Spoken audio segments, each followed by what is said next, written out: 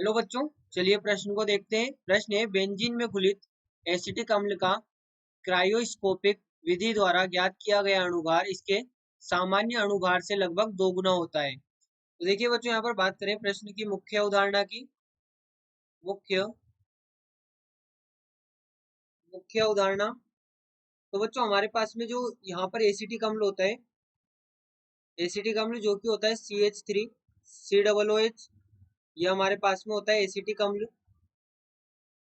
इसे जब बेंजीन में घोला जाता है, बेंजीन जो कि हमारे पास में होता है C6H6, यहाँ पर जब हमारे पास में ये जो एसिटिक अम्ल है CH3 COOH, ये यहाँ पर देखिए संगुणन दर्शाता है, विलयन में संगुणन दर्शाता है और संगुणित होकर ये निर्मित करता है यहाँ पर CH3 COOH। जब इसके दो अणु संगुणित होते हैं तो ये यहाँ पर निर्मित करता है CH3 COOH होल ट्वाइस। ये यहाँ पर एक पूरा अणु बन गया।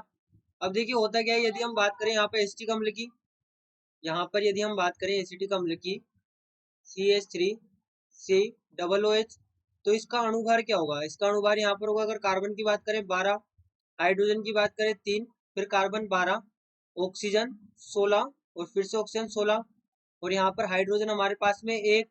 तो यहाँ से जब इसको गणना करेंगे तो यहाँ से हमारे पास में ये होगा, तो यहाँ पर हमारे पास में इसका जो अणुभार होगा ये होगा टोटल 60।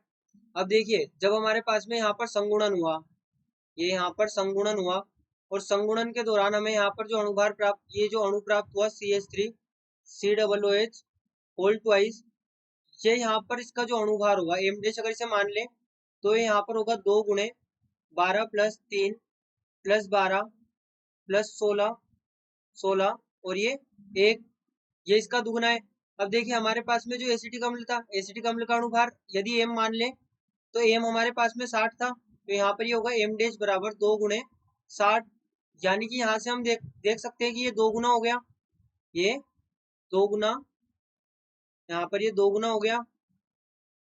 तो देखिए यहाँ पर जैसा कि हमें कथन दिया गया था कि जो एसिटिक अम्ल है इसका यहाँ पर अणुभार सामान्य अणुभार से लगभग 2 गुना हो जाता है। तो बच्चों ये जो अणुभार है ये हमारे पास में प्रेक्षित अणुभार है, ये जो हमने गणना करके निकाला है, इसलिए यहाँ पर ये प्रेक्षित अणुभार है।